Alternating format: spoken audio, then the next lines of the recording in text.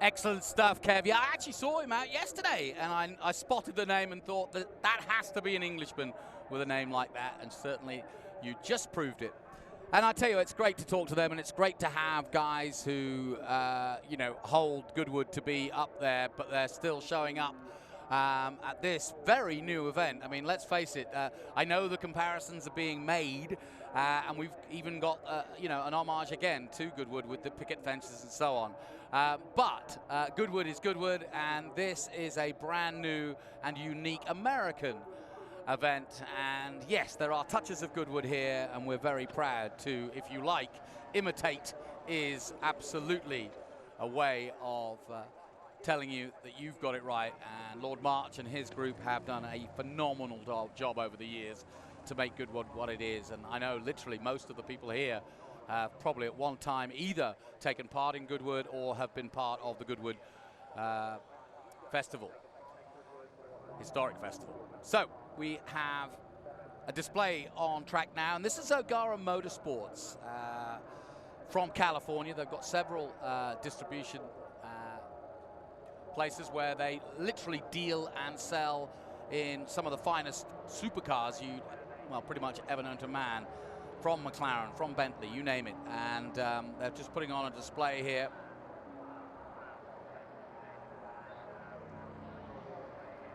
If you remember, yesterday we had Paris from Gara Motorsports up here, letting us know a little bit about the cars that they have. But basically, they are a California-based company who sell exotic cars, like this one you're looking at right now, that sound absolutely glorious. And of course, McLaren very much part of this weekend with Zach Brown and his team all here. And I'm hoping that Paris will join me, as he did yesterday, to talk about these wonderful cars.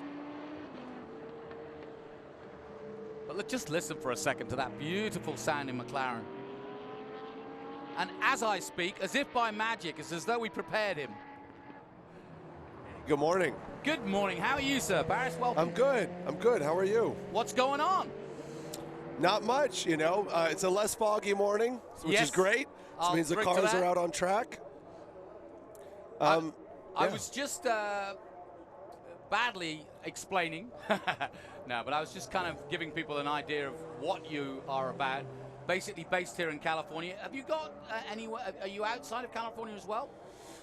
No. So our base of operations is all Southern California, but our motorsport operation, as you can imagine, is kind of, it's almost global. I mean, because the series that we race in with Super Trofeo competes over, obviously, in Europe as well for the World Finals. But no, we are Southern California based. Now, we talked about what you have in your showrooms and what you sell and and we're seeing it now. Some of the greatest cars you can imagine. But give me a little bit of history. How did O'Gara kind of become this bespoke sales and distributor? Believe it or not, Tom O'Gara actually started in the armored car business. Really? His brothers and him owned a company called O'Gara Hess Eisenhart, and they did armored vehicles for the presidential motorcade. Oh, wow. Now that's a good gig. Yeah. So then they went on to armoring vehicles for foreign dignitaries, which led to armoring Rolls-Royces instead of Cadillacs and things like that. Started with Rolls-Royce and Bentley of Beverly Hills, and the empire kind of grew from there. So we now have 3 main locations, Beverly Hills, Westlake, and in San Diego. And each of those has a number of brands at them. So, one store will have 5 or 6 brands. Now we're looking at this rather splendid Lamborghini painted up with the Arrow colors. Yeah. We talked a little bit about Lamborghini yesterday and how this is part of the, it's a Super Trofeo spec, isn't it? And that basically is the racing spec for Lamborghini, raced all around the world, and they're about to do their world final, correct? Correct, yeah, in Porto Mayo. So that happens in about 2 weeks. I know, I'm jealous. Coming over that lip at the end on the last corner, I'd love to see them coming up that hill. Yeah. Yeah, actually, so the first race of the season this year for us was actually held here at Laguna Seca. Right. So, good way to kick things off. He's using all the road there. Totally. Out of 11 and using it all. Now, this is one of your hot shoes, right? It is, yeah. So, Patrick Liddy, So he's been in this series for about, I guess, 3 years now, and is just doing, did amazing this year. Beautiful car, beautiful sound. Now, would you sell cars like this, or at least a production or road-going version of it? We sell both. So that's what Gara Motorsport handles, is basically all the track variants of the brands that we sell road cars of. So, we'll sell somebody a Lamborghini Urus, right, is a road car, but they can absolutely purchase a Super Trofeo. We actually have a number of clients that have purchased them that don't even run them in the series. They actually have them as just a track car. They keep them out at the Thermal Club. We store them, maintain them, look after them. So yeah. So let me talk about the motorsport side for a second. Obviously, the production side sort of speaks for itself. You can call Mercedes up and say, right, okay, we want 3 of these, or we have a client that's interested. Sure. Can you send us one from Germany and have it ready? Or we've had a client that sold it back to us or whatever, and you keep it in the showroom. But with motorsports, do you look for cars that may have done a season here or there? Do you go out and physically try to procure race cars that you think might sell? 100%, 100%. So yeah, there are also cars that are, extremely rare that people want, that are track cars. We've even sold Formula One cars. Really? So yeah, so it really is kind of full service. And like I said, mainly focusing on the brands that we carry. But no, I'll have a guy that says, look, I want to race in Super Trofeo, but I want a season to practice, and is there anybody who has one that's run a season or two? Because they've got to, there's a chance they might wreck it, crash it, so they don't want to kind of be all in on a brand new car while they're learning. So, like you say, you just mentioned your Super Trofeo young hot shoe. I guess he could get pulled in to kind of maybe, if you sell one of those race cars, to do a little bit of instruction, come to Laguna, do a test day, and learn about the rudiments. Because the beauty of these cars is that you don't want to drive them scared. You don't want to drive them as they were not designed to be, i.e. slow. You want to drive them as they were designed to be, which is flat out, but also in control. Absolutely. So that's actually one of the things that we offer. It's not just the transaction of the car. We offer a full suite of services, and driver coaching, one-on-one driver coaching is one of the things that we offer. That Super Trofeo actually has a passenger seat bolted in it, and it's actually taking a passenger out right now. But we have so that. So is the McLaren, I see. Yes, yeah. So the Super Trofeo has the ability to have right seat coaching, so you can have somebody with you.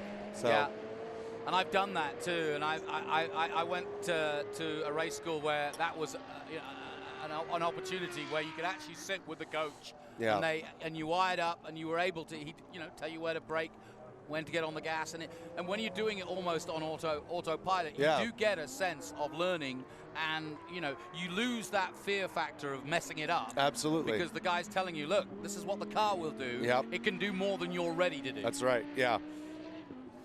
Tell me what you've got here, and about the display you've got for Gara. It's just across the way from where we're sitting. Yeah, right in the middle of the paddock. You got the spot, didn't you? Yeah. No, so yeah, we brought a little bit of everything. Everything from mild to wild, I guess. Mild to wild. So yeah, we have 2 McLaren P1 that have been modified by Linzante. They're the race team that helped McLaren win Le Mans in '95 with the F1. So both those cars are homages to F1. So the black car is a P1 GT.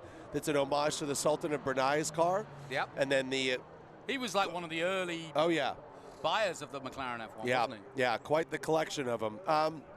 The orange car is what we call a P1 GTR 18, and that pays homage to the long tail F1 GTR race cars. So that one's actually done in McLaren orange, and that one is actually paying homage to the only long tail that ran in McLaren orange that actually ran a Veuve Clicquot champagne banner on it. That was their sponsor. Because that was their color. Well. Exactly, yeah. So it worked out great. So we have both of those.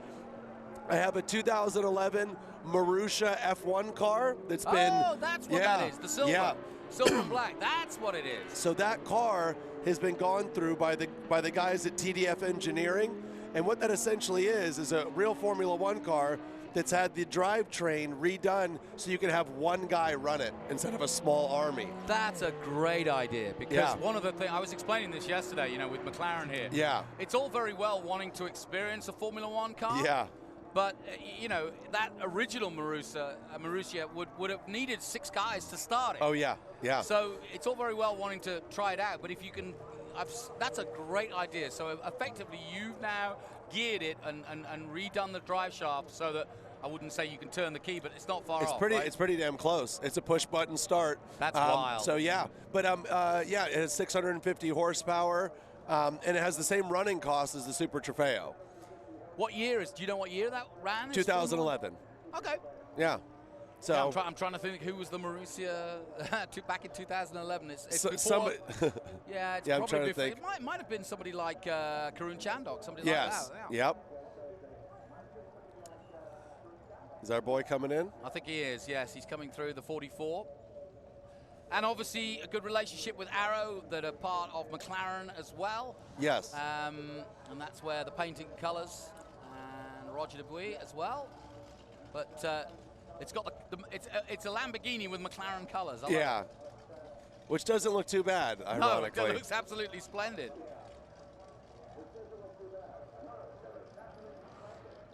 Well, it looks as though everybody's managed to get out there unscathed. I'm sure on a day like this, you just hope that everybody comes home safe. Yes. I can see the McLaren coming into the paddock just in front of us. Give me an idea on sort of some of the, not exact, but roughly price point on a McLaren like we're looking at there. So yeah, so the car that just came in is a 720. And I think that one was a 720 Spider. Yeah. Yes. So it really depends on how you spec it. To be honest, yeah. I mean, but I would say safely, you know, around 400,000. Yeah. But I mean, the folks at MSO, McLaren Special Operations, they'll let you get wild. So you can easily get that thing over $500,000 if you want. And that would be true of this car as well, the Mercedes, or is that in a different? You know what? It's funny. So we're not even a Mercedes dealer. I have no idea where that car is out there. But you know what? Good to them. It looks great. It looks good. Sell it quick. That's right. I have heard some stories of cars changing hands already this weekend, so that's good news. This is true. That's another part of why we're here. That's right. Selling cars. Yep. Race on Sunday, buy on Monday. That's what they say, and yep. it's as true of the high-end cars as it is any other. Well, you got to feed the addiction. I mean, let's be honest. You know, we're not curing cancer here. No, exactly. Adam Carolla was here earlier in the weekend, and yeah, I got an insight into his love of motorsport and how it started. And it's the same. It doesn't matter what walk of life you're from or what you do. The need for speed, if you will, is very much a part of everybody that's here. Well, I think it's great that events like this exist so that future generations can kind of see all eras all together. I mean, it's, you know, you've got, you know, young kids that have, you know what a P1 is, but, you know, have no idea what a McLaren Can-Am car looks like, or Formula One car, vintage one. So it's great that somebody can come here and educate themselves on where these modern day cars, where they even came from, you know, the lineage. You know, and you know, we have an adage, and you know it well, that we don't, you know, we don't put our art in a museum, we race it when it comes to historics. And I do think that the historic race scene around the world is blazing a trail for art and history, because the bottom line is, you know, in the last few months I've been to a Van Gogh exhibition, I've been to a Sistine Chapel exhibition, but all very immersive, and I think that's exactly what this is. It's a sort of blazing the trail of saying, no, don't just look at them on a plinth. Come and watch them race. Come and see what they do. And that is so true of anything now. You can't, people, you know, with the sort of interest that we have, people want to see things. They want to interact with it, yeah. They want to interact. Well, especially these, and they are not, you know, cars are not static art. They aren't. I mean, they can be, but they really are meant to be seen in motion and be heard and smelt and felt. And so, yeah. Well, Paris, thank you so much for coming in. Absolutely. I'll let you get back to your exhibition, if you will. Yep. Come back and see us. Come back and talk to us some more later in the day. We've got all day here. We're right here, right across from you. My thanks to Paris Mullins coming in here. Gara Motorsports here in California. We'll take a short break here from Velocity Invitational. Join us after this.